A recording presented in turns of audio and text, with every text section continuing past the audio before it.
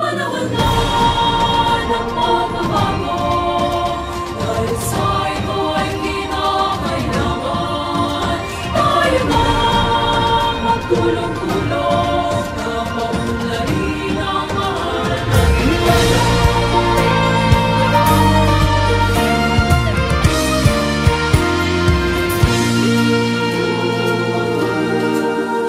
Panahon na ng pagbabago, dahil sa ito ay kinakailangan tayo na magtulong-tulong na paunlarin ang mahal nating bayan.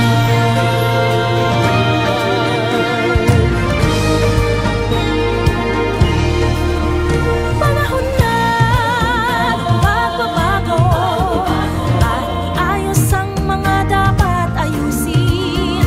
Dapat lang maging tungkulin ng bawat mamamayan dito sa atin.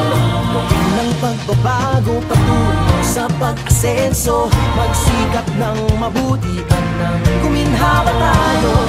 Itago malaki natin sa mundo at ipamalas ang